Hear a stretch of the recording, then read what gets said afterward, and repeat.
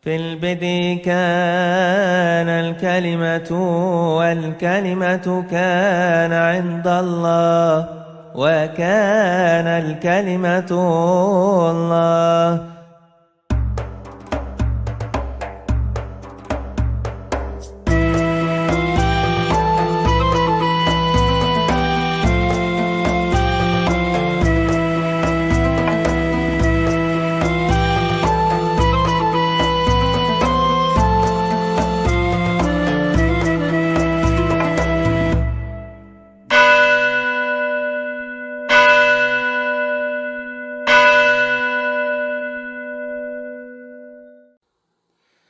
Shalom alaikum besem hamasiyah.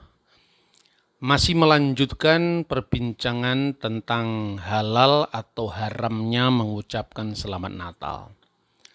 Profesor Quraish Shihab mendasarkan bolehnya umat Islam mengucapkan selamat Natal kepada saudara Kristen berdasarkan surah Maryam ayat 33.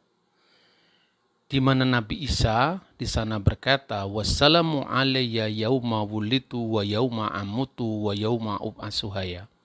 Selamatlah saya ketika saya dilahirkan, ketika saya wafat, dan ketika saya dibangkitkan hidup kembali.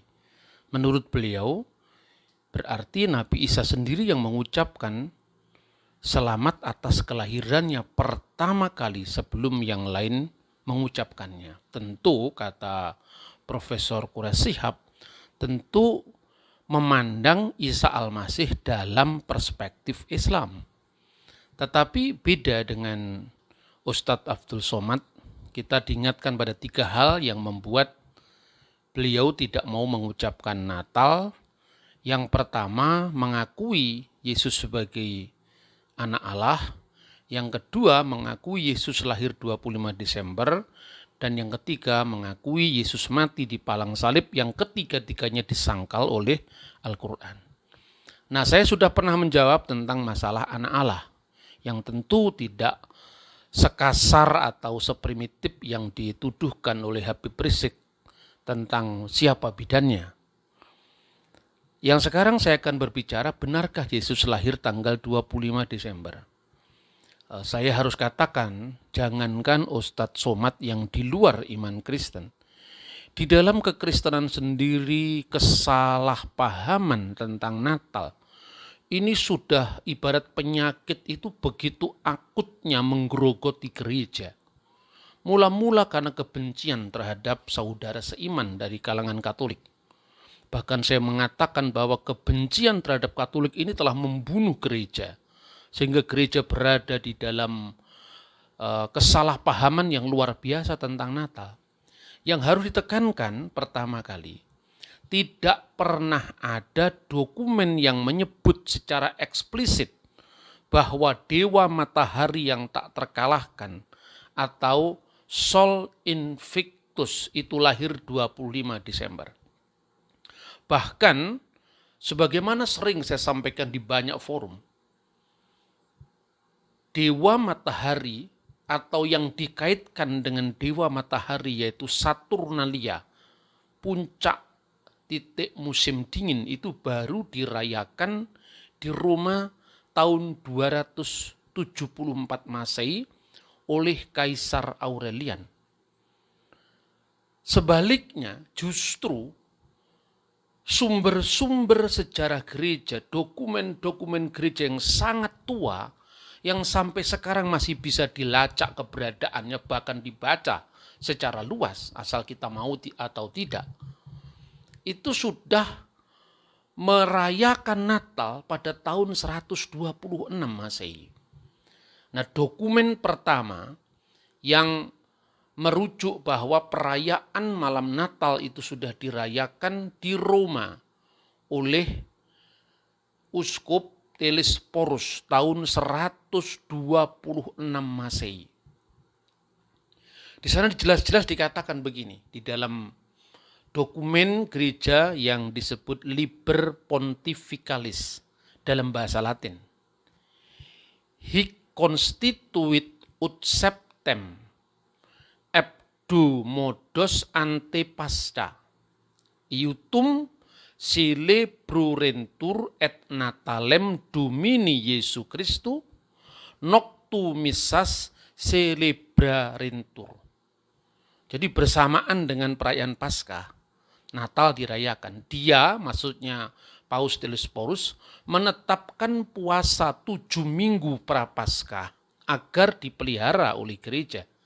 Dan ditetapkan pula misa sepanjang malam Natal dari Tuhan kita, Yesus Kristus. Jadi ini jelas tahun 126. Memang pada saat itu belum ditentukan sebagai dokumen gereja resmi.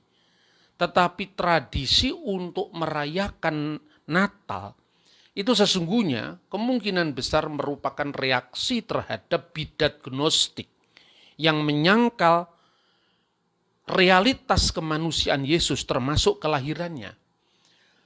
Untuk itu gereja mengenang apa yang pernah dituliskan dalam Alkitab. Di dalam 2 Timotius pasal 2 ayat 8, jelas-jelas dikatakan bahwa Injil yang diberitakan oleh Rasul Paulus adalah Yesus Kristus yang lahir dari keturunan Daud dan bangkit dari antara orang mati.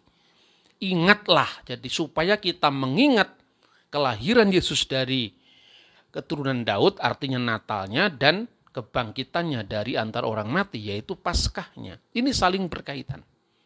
Dokumen pertama. Lalu dokumen kedua berasal dari tahun 170 Masehi. 100 tahun lebih sebelum Saturnalia dirayakan di Roma. Dan itu tercatat dalam statement seorang pemimpin gereja di wilayah Israel, yaitu khususnya di Kaisarea. Mar Theophilus dari Kaisarea, tahun 170 mengatakan, Celebrita fuit a nonules viginti quinqui di Decembris iam ab antiquisimis temporis. Yang artinya, kita harus merayakan Natal pada tanggal 25 Desember. Jelas sekali di sana disebutkan kata-kata viginti quinqui di Decembris. Setiap tanggal 25 Desember yang segera berlangsung. Itu tahun 170 dan pernah diterbitkan pada tahun 1593 dalam bukunya Rodolfo Huspiniano dalam bukunya De Origine Progressu Ceremonis et Ritibus Festorum, maksudnya pesta-pesta gerejawi. Nah, itu dokumen kedua. Jadi tahun 126 Telesphorus di Roma, tahun 170, dan yang ketiga itu adalah catatan dari Mar Hippolytus dari Roma. Siapakah Hippolytus? Hippolytus adalah murid dari Mar Irenaeus dari Lyon. Mar Irenaeus adalah muridnya Mar Polikarpus dari Smyrna, dan Mar Polikarpus yang meninggal tahun 156 Masehi ini adalah murid dari Rasul Yohanes yang meninggal tahun 96 Masehi di Efesus. Jadi masih memiliki suksesi apostolik yang langsung berasal dari murid-muridnya Yesus. Dia mengatakan di dalam bukunya komentari atas kitab Nabi Daniel. Dia mengatakan untuk kedatangan dari Tuhan kita Yesus Kristus secara daging yang dilahirkan di Bethlehem 8 hari sebelum Januari, hari keempat dalam minggu itu, tahun ke-42 dari pemerintahan Kaisar Agustus. Sangat jelas. Higar proti parusia to kurio imon hi ensarkos. Jadi tentang kedatangan Kristus yang pertama dalam keadaan daging. Sebab pada second coming, kedatangan Yesus yang kedua dalam kemuliaan. En hi genitai en Bethlehem, yang telah dilahirkan di Bethlehem. Egeneto, dan itu terjadi pro octo kalandon Januarion, yaitu 8 hari sebelum bulan Januari. Gereja melestarikan apa yang pernah disampaikan Tuhan dalam perjanjian Abraham. Artinya rasul-rasul itu tidak kehilangan akar keyahudian mereka. Karena seorang dihitung itu tidak pada saat dia lahir, tapi pada saat 8 hari penyunatan. Maka dalam dokumen-dokumen gereja, Khitan Al-Masih ini menjadi hitungan pertama tahun baru. Maka dalam tulisannya Hippolytus dari Roma, di tengah-tengah hantaman budaya pagan, mereka tidak pernah kehilangan warna atau ciri khas apostolik mereka sebagai penerus dari kitab Taurat, yaitu 8 hari. Artinya di sini menunjukkan bahwa Yesus dilahirkan 8 hari sebelum Januari, dan itu tanggal 25 Desember. Ini kira-kira tahun 202. Jadi sangat jelas. Kemudian saudara-saudara, pada tahun 189 mulailah di Mesir, karena gereja kuno itu tidak hanya gereja Katolik, tidak hanya gereja Katolik di Roma, tetapi ada gereja di Konstantinopel, ada gereja di Yerusalem, ada gereja di Antioquia, dan ada gereja di Alexandria. Di mana Paus Alexandria yang bernama Demetrius itu menetapkan dalam sebuah dokumen yang dikenal Coptic Didaskalia Apostolorum. Di sana jelas-jelas disebutkan dalam terjemahan bahasa Arab itu bunyinya seperti pasal 18 Ad-Daskulia atau Coptic Didaskalia Apostolorum, itu jelas-jelas dikatakan, ya ikhwatana, wahai saudara-saudara, tahfudu fi ayamil a'yad, tetapkanlah atau ingatlah di dalam hari-hari perayaan kita, allati hiya idul milad ar-Rabb, yaitu hari kelahiran dari junjungan agung kita, dari Gusti kita Isa Al-Masih atau Yesus Kristus. Wa kamaluhu fi qomsati wa isrin minas sahri tasi'i ladhi lil Ibraniyin. Setiap tanggal 25 bulan ke-9 Ibrani, maksudnya tanggal 25 bulan Kislev. Dan itu bertepatan dengan tanggal 29 bulan keempat Mesir. Allati huwa tasi'u wal isrin min syahri rabi'il ladhi lil masriyin. Yaitu bertepatan dengan tanggal 25 bulan keempat Mesir, yaitu bulan Kiyah. Ini tahun 189 Masehi. Dengan demikian sangat jelas. Dokumen-dokumen gereja itu sangat terang benderang menyebutkan kelahiran Yesus, yaitu tanggal 25 bulan Ibrani Kislev. Nah, bulan Ibrani Kislev itu ada apa, saudara? Bulan Ibrani Kislev khususnya tanggal 25 sampai tanggal 2 bulan Tebet, itulah hari Hanukah, yaitu penahbisan bait suci yang dilakukan setiap musim dingin. Dan saat perayaan Yahudi inilah Yesus dilahirkan menurut dokumen yang berasal dari tahun 189 Masehi. Jadi jauh sebelum perayaan Saturnalia tahun 274 Masehi. Ini sangat jelas.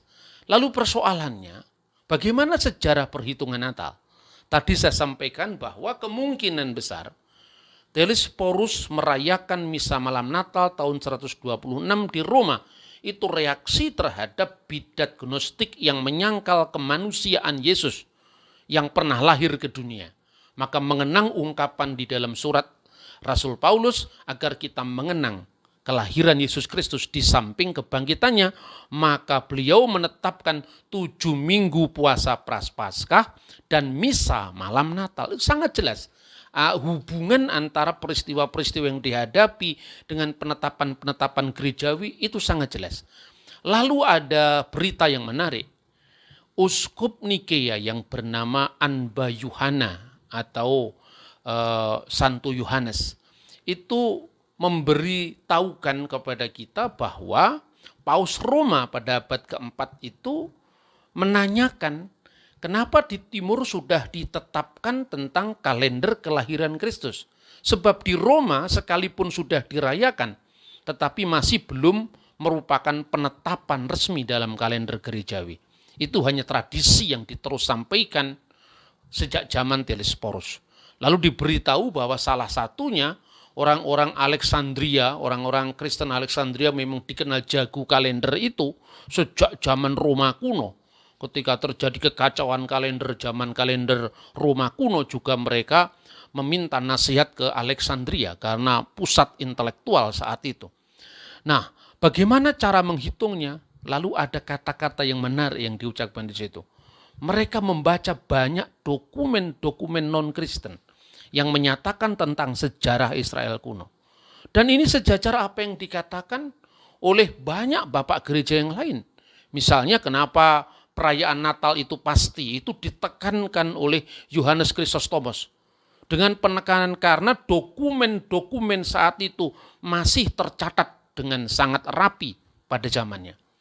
Lalu salah satu dokumen yang disebut untuk menghitung Natal itu adalah dokumen Yahudi yang dikenal dengan dokumen Megillot Ta'anit atau dokumen puasa.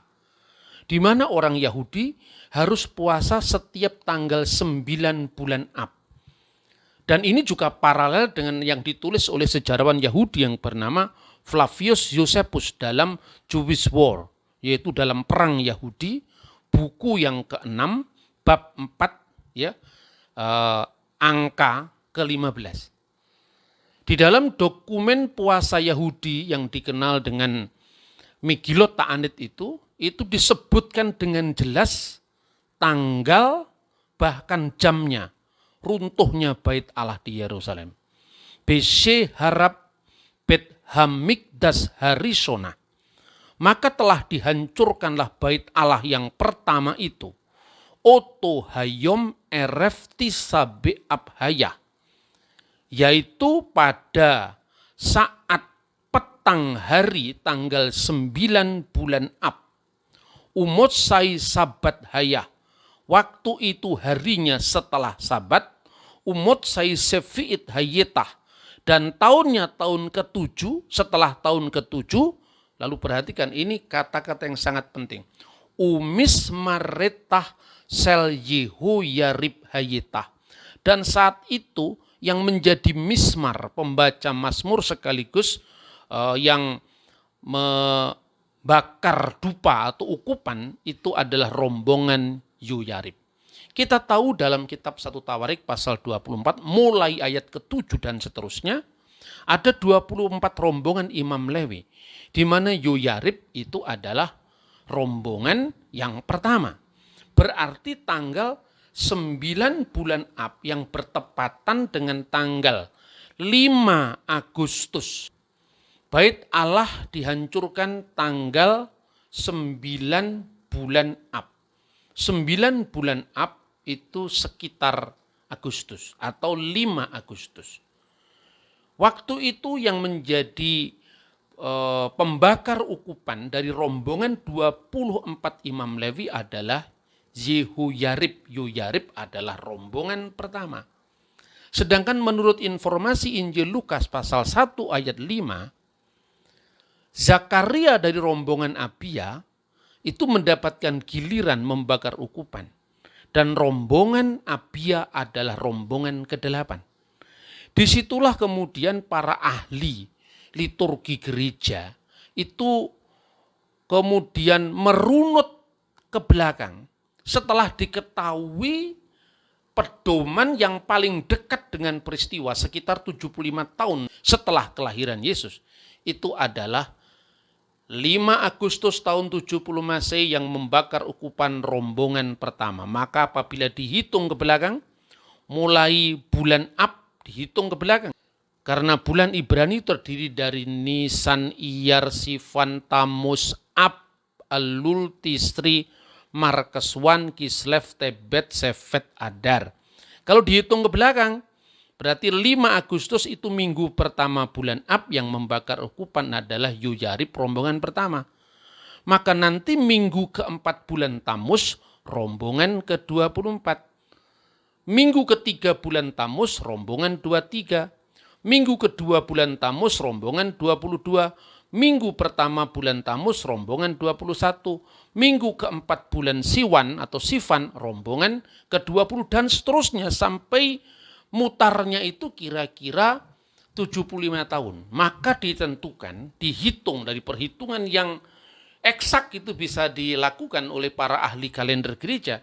Maka Zakaria dari rombongan Abia, rombongan ke-8, itu membakar ukupan pada minggu kedua bulan Tisri, tahun 3756 tahun Yahudi yang bertepatan kira-kira bulan September tahun 748 setelah berdirinya kota Roma, atau disebut dalam bahasa Latin ab urbi condita, setelah berdirinya kota. Nah sekarang Lukas pasal 1 ayat 26 mencatat, pada bulan ke-6 malaikat Gabriel pergi ke Nazaret menemui seorang perawan yang bernama Maria. Untuk apa? Memberitakan hari kelahiran Sang Kristus. 6 bulan setelah bulan Tisri, itu kalau bulan Ibrani, bulan Nisan. Maka sejak gereja yang sangat kuno sekali, mulai dari zamannya Hippolytus, kemudian bapak-bapak gereja kira-kira hidup pada abad kedua awal, sampai abad ketiga, abad keempat, ya, itu sudah menghitung. Makanya perayaan Bunda Maria menerima kabar gembira itu tanggal 15 bulan Nisan yang bertepatan dengan tanggal 25 Maret. Karena usia kandungan itu normalnya 9 bulan dan Yesus benar-benar jadi manusia, maka dikandung 9 bulan itu adalah catatan terkuno. Dan kita tidak akan berspekulasi kenapa 9 bulan, kenapa bukan 9 bulan lebih, kenapa bulan 7 bulan, itu kan spekulasi. Tetapi catatannya memang 9 bulan, itu catatan-catatan kuno. Setelah bulan Nisan itu tanggal 25 bulan Kislev, dan itu perayaan Hanukkah.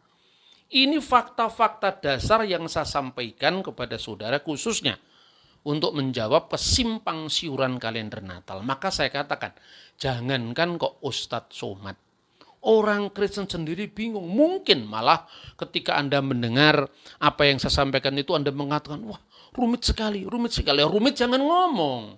Kalau rumit jangan bikin gaduh. Kalau rumit ya jangan menyebarkan kegaduhan kepada yang lain. Karena apa? Yang meragukan pertama kali kalender Natal itu baru pada zamannya, kalau sejarah di Jawa, zamannya Paku Buwono itu. Dan itu baru kemarin sore. Yang namanya Paul Ernest Jablonski itu seorang teolog Jerman. Hidup antara tahun 1693 dan meninggal tahun 1757. Dia orang yang pertama bikin teori bahwa Natal adalah kelahiran Sol Invictus. Itu baru tahun 1743 kira-kira. Dan kemudian karena semangat anti-Katolik, semangat asal beda dengan Katolik. Dan kalau waktu itu gerakan reformasi sangat anti-Katolik, makanya di gereja sekarang ini banyak kualat juga ini karena kebencian yang tidak beralasan tadi. Kemudian diikuti oleh orang-orang Katolik yang beberapa waktu itu minder terhadap gerakan Protestan, antara lain para rahib Benediktan yang mengikut saja kalender itu, hanya mengikor, nderek bebek, hanya mengikuti bebek saja tanpa melakukan cross check sejarah. 25 Desember adalah kelahiran Sol Invictus. Tapi bagaimana faktanya? Yang pertama-tama harus saya jelaskan. Fakta yang pertama, bahwa tidak pernah ada dalam dokumen sejarah manapun bahwa Sol Invictus lahir 25 Desember. Tidak pernah ada. Jelas-jelas pernah ditemukan yang namanya kronogram 354. Artinya kalender tahun 354. Itu jelas-jelas yang diduga bahwa 25 Desember adalah perayaan Natal itu adalah ada kata-kata begini dalam salah satu lembaran kalender itu. Hurufnya N, lalu tulisan Invicti, lalu CM, lalu angka Romawi. Kalau dibaca itu sebetulnya secara secara lengkap itu kira-kira bunyi N itu natalis. Jadi natalis, Invicti, natalis, kelahiran dia yang tak terkalahkan.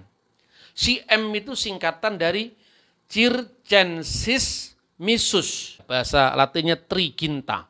Jadi kira-kira kalau diartikan dalam bahasa Indonesia, 30 permainan yang ditentukan bagi dia yang tak terkalahkan. Nah persoalannya, dia yang tak terkalahkan itu siapa? Di sini tidak ada kata sol, di sini tidak ada kata dewa matahari, tetapi cuma ada kata Invicti, dia yang tak terkalahkan. Dan dalam liturgi bahasa Latin, Yesus itu disebut dia yang tak terkalahkan. Karena dia yang telah mengalahkan maut dengan kuasa kebangkitannya. Maka jelas ini tidak menunjuk kepada dewa matahari. Apalagi dalam dokumen yang sama, kronogram 354 itu jelas-jelas disebutkan 8 hari sebelum Januari itu adalah Natalis Christus in Bethlehem. Natalis Yesus Kristus di Bethlehem. Jadi jelas, semua dokumen kuno menyebutkan Natal itu 25 Desember. Tapi pertanyaan klasik berikutnya adalah, bagaimana domba-domba di padang digembalakan pada waktu malam? Mungkinkah pada musim dingin di bulan Desember ada domba-domba yang digembalakan pada waktu malam? Itu pertanyaan klasik berikutnya. Tetapi saya akan menjelaskan pertanyaan klasik ini pada tayangan berikutnya yang dikaitkan dengan asal-usul Yesus dianggap lahir di bawah pohon kurma pada musim panas. Saya akan tunjukkan kepada Anda dokumen-dokumen gereja. Secara khusus nanti saya akan merujuk gereja Koptik tentang perjalanan keluarga kudus ke Mesir. Kiranya informasi ini tidak hanya mencerahkan bagi para penuduh anti Natal dari kalangan non-Kristen, tetapi juga mencerahkan ke dalam orang Kristen sendiri yang saya katakan nderek bebek pada Sol Invictus yang dibuat oleh orang Jerman yang ujuk-ujuk datang dan dipercaya hampir di seluruh dunia karena mulanya anti Katolik. Makanya hati-hati, jangan benci berlebih-lebihan. Itu menyiksa dirimu dan menyiksa kita semua. Tuhan memberkati kita. Shalom alaikum Besem Hamasiah.